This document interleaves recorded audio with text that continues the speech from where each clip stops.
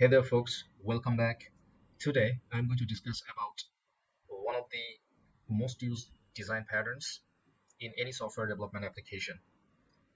Before talking about that design pattern, I'm going to start writing code right away until I get into a trouble to the point that where I need to actually apply this design pattern. Without further ado, let's get started. Let's create a project first. Give it a name design patterns.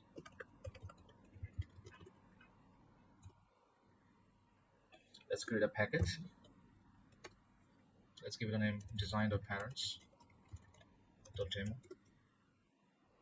And let me create a class called circle. Let's say it has a method called draw, which draws a circle, for example.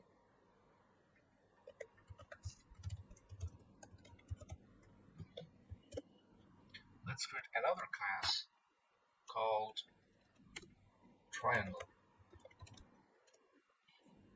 and let's define a method called draw inside this as well.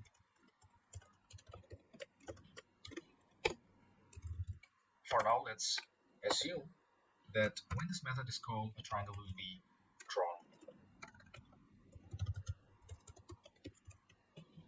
Now let's create another, most probably the last class, called rectangle.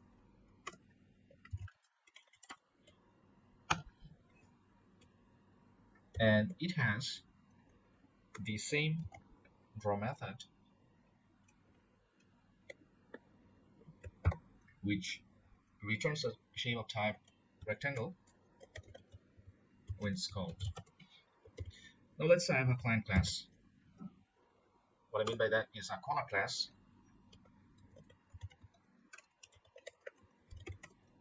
which actually wants to draw different types of shapes. Okay, let's say it wants to draw the circle.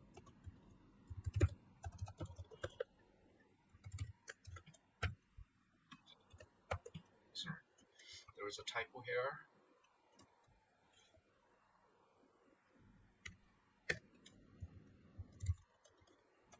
And copy this thing a couple more times.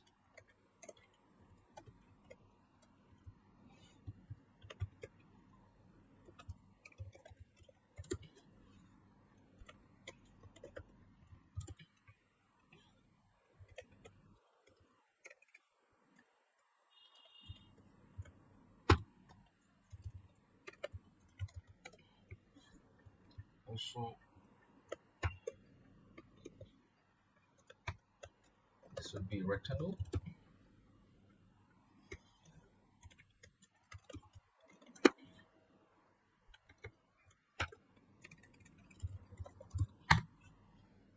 Let's run this program.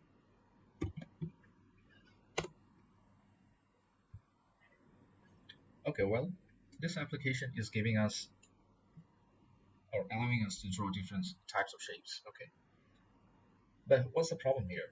The problem is that this client needs to know about these classes. Okay, and then it needs to create the instance for each of this class itself, and which in fact is violation of different object-oriented principles, right? I'm not going to talk about this right away, but this rule, that this approach is absolutely violating some of the design principles. So in order to solve this type of problem, like to encapsulate this object creation from the client or the caller class, there is a design pattern which is called factory design pattern. So we are going to explore or learn about this design pattern in this demonstration video. And along with that, we are going to extend it a little further and talk about the abstract factory pattern as well. So how do you solve this problem? In order to apply factory design pattern in this problem, let us create an interface or an abstract class called shape.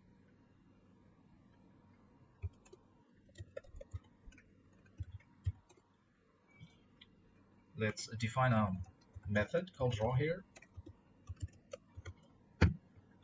which will have no parameter and will be a boolean type void. And now inside the concrete classes that we have created earlier, let's get back to those and implement that interface. Okay, I'm gonna ensure that we have made it correctly. Okay, so let's copy this implements shape thing from here to other classes as well.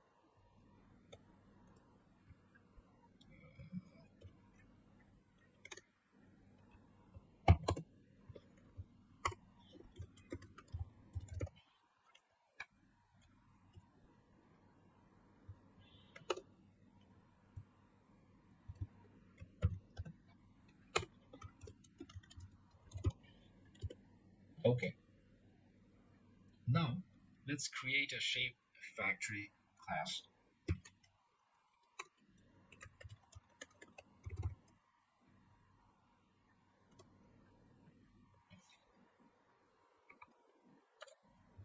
Which will give us a shape when asked. There's different method named produce shape, and which takes in like type of shape we want to produce.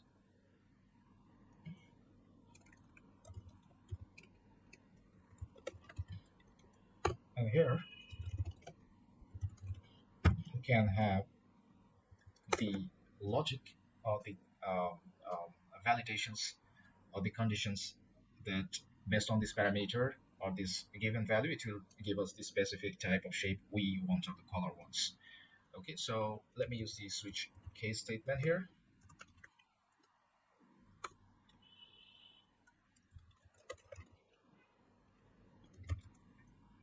Let's say circle, which will return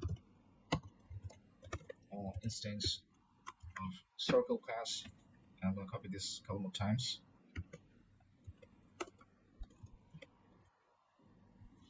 And when asked for triangle, okay, create a new triangle. And when asked for rectangle, it creates an instance of a rectangle class. Okay. Now let's get back to the client class. Now client actually doesn't need to know all these things, okay? So it only needs to call the shape factory,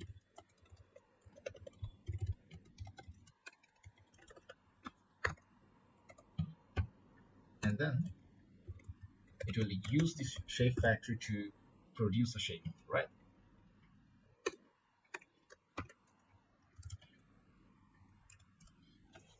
And let's copy this a couple more times.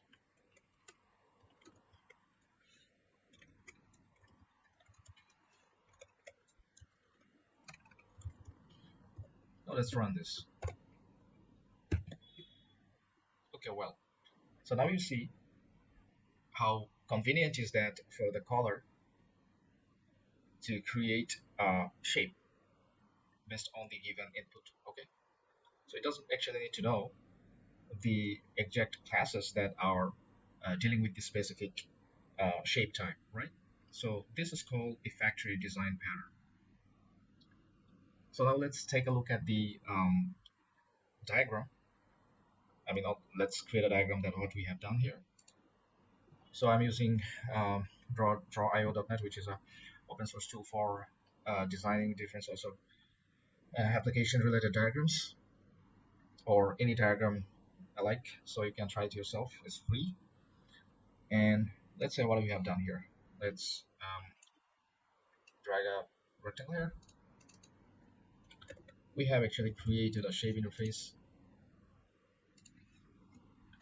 and which is implemented by 3 concrete classes, right? And this shape interface has a method. I'm not organizing it that much, so you'll do it yourself when you are trying it. So we have a draw method abstract method. Okay, and this shape is implemented by three concrete classes, right?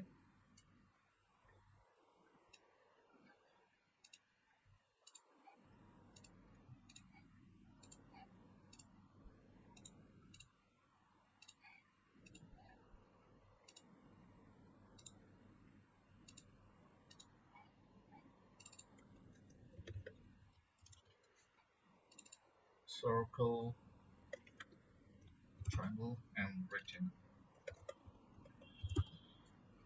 Okay, let's move it a little here, and then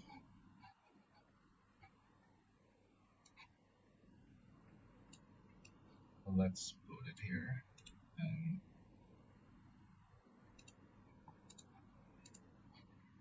let's drag another rectangle here, and give it a name shape factory,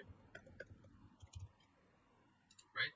Which is using this one, both the shape and the concrete classes, in order to produce a shape. And finally, we have the client class, or the color class, shape client, which is using the shape factory to produce a shape. Okay, now let's get back to our code and create a color factory. Okay, before doing that, let's rename this package to something more relevant.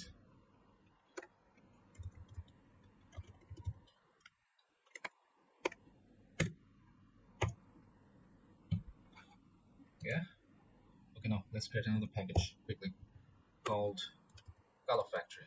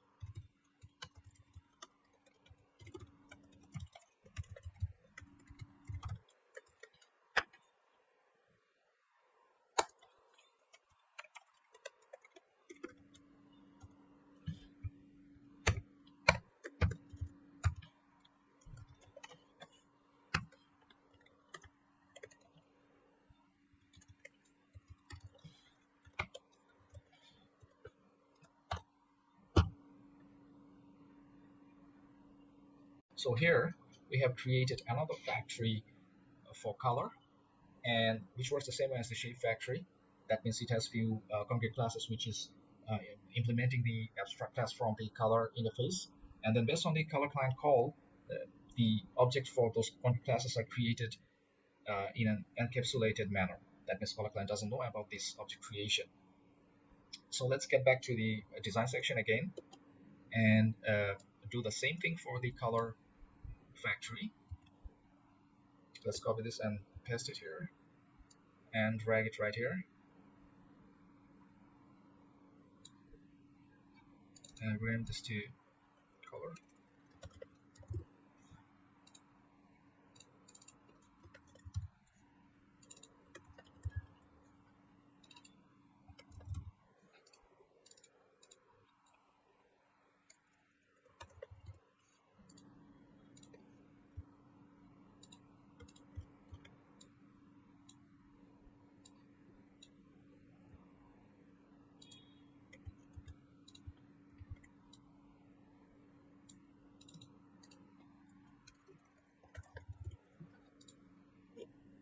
So now we have two different factories, right? One is a shape factory for shape creation, another is for color factory to produce a color.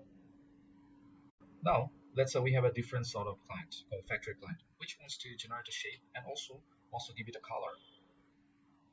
So now what the client needs to do is needs to know about the shape factory and the color factory. So let's get back to our IDE and generate or reproduce this scenario. Let's create a package.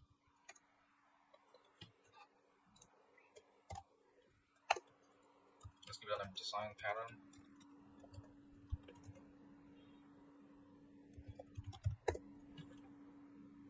And create a new class or factory client. Create a main method.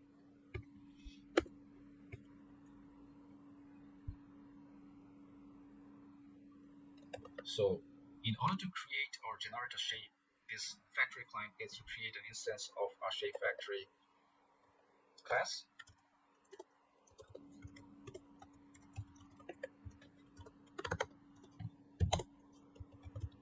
And then this will call the produce shape method. Let's say it wants to create a circle. And also this client wants to give it a color. So it also need to create an instance of the color factory class.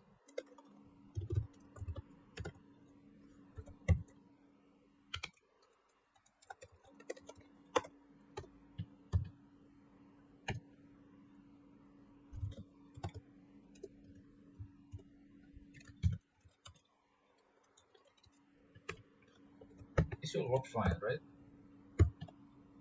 But the problem here is that actually if there is another factory comes in the picture, this factory client also needs to create an instance for that factory as well. So ultimately we are violating that same thing, the same principle that we violated for the factory pattern, right? At the beginning of our demonstration video. So in order to solve this problem, we have this abstract factory design pattern, okay?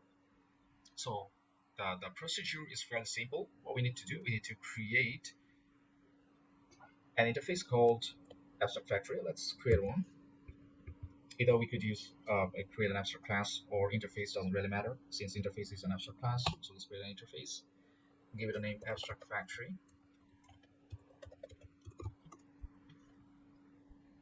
Let's say which will have a method called let's give it generic, right? Let's give it generic. Let's run and create, which will take in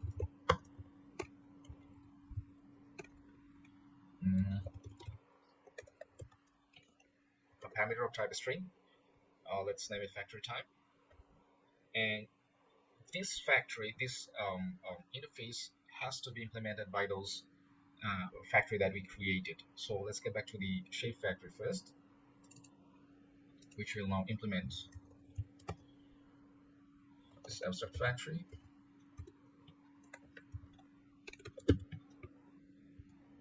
And it will override the method called create instead of produce shape. Let's rename this to create.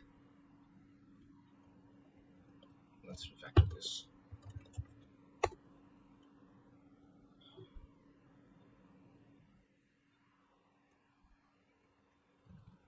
And also let's put the annotation over right here. And let's do the same thing for the color factory.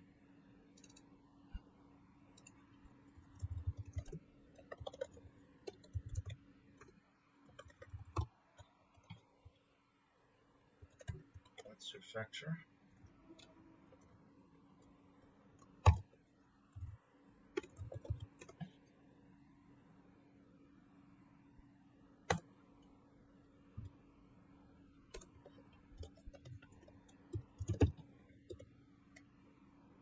Okay, now we have implemented the abstract factory interface, right? Now let's create a concrete class, or a class called factory producer,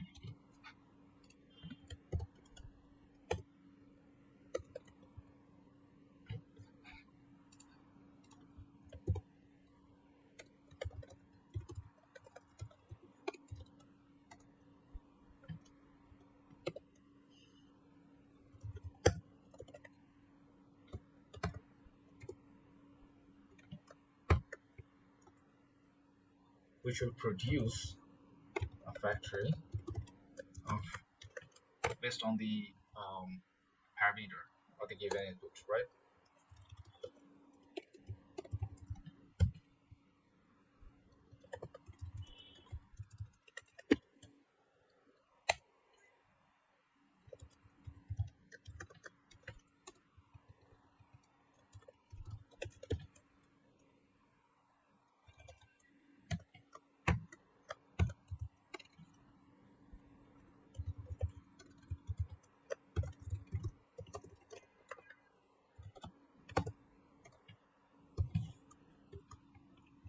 So by the way, I have forgot to tell one thing. Instead of switch case, you could use the if statements as well. So just this is because I like this approach more, the switch case statements more. That's why I'm using it over and over again. But you could definitely use the if else statements.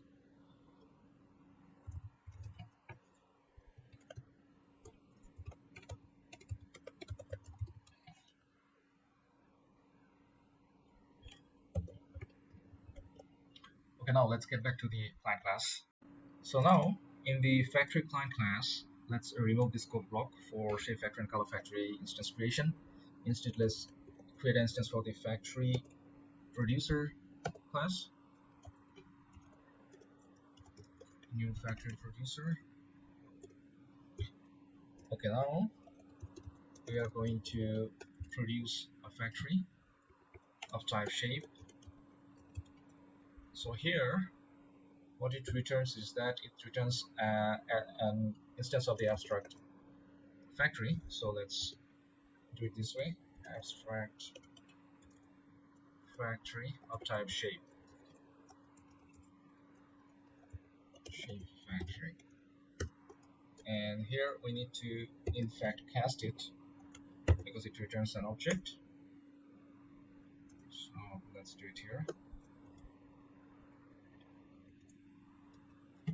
And let's put an annotation surface running. I know this is okay. Okay, let's do it here.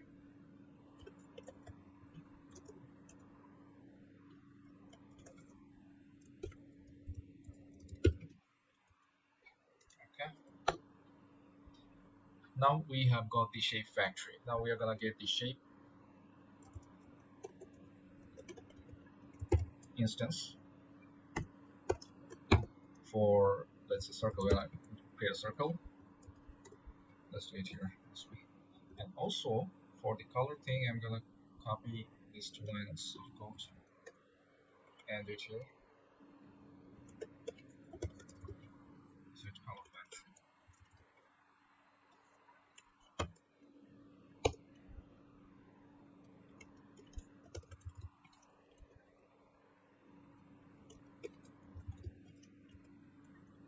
Okay. So now for color factory, let's put this here. Great.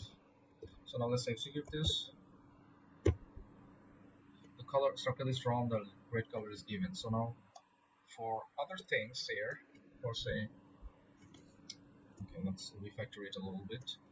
So instead of doing this here, let's do this here, and let's copy these two lines a couple more times. Okay, good. For circle, let's see for triangle, and let's give it a color blue. Let's say triangle, and then let's rectangle. It has no color. So now let's run this. Here it is. Okay, so now let's get back to the design section and try to figure out what we have done. So what we have done here is that we have created an abstract factory interface,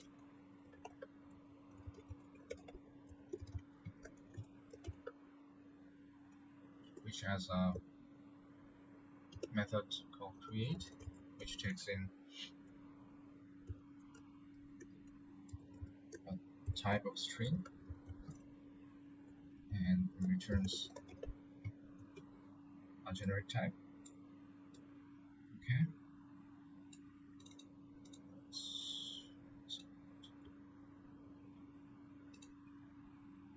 Okay, now what we did is that this shape factory was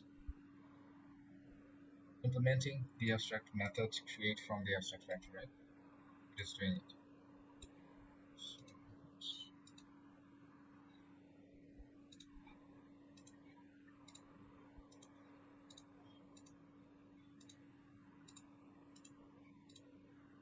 Okay, so now let's remove this thing from here and from here as well.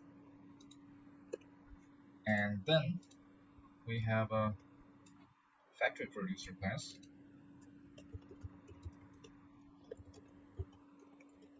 Producer class, which is in fact using this abstract factory. Okay.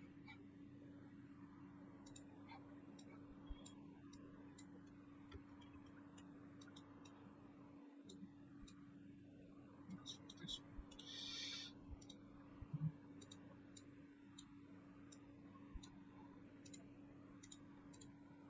And then our client class, our factory client,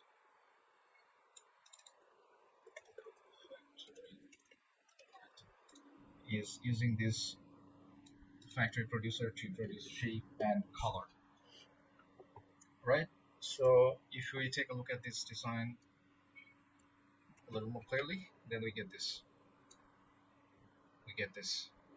Okay, so this is basically the factory and the abstract factory design patterns. So basically what we have learned here is that the object creation of different colors of different families are being encapsulated through these design patterns. Okay, so these are the main purpose of this design patterns, to encapsulate the object creation from the color class. So these design patterns are called the creational design patterns. So hope you like this video, hope you understood the core concept of these two design patterns, and I hope that I was able to demonstrate and explain it much more easier way, and you have understood the core concept. So there are a few pitfalls of these two design patterns, so I hope you will get ahead and find out yourself and try to optimize these two design patterns in different development scenarios. And thank you so much for watching. See you next time. Peace out. Bye.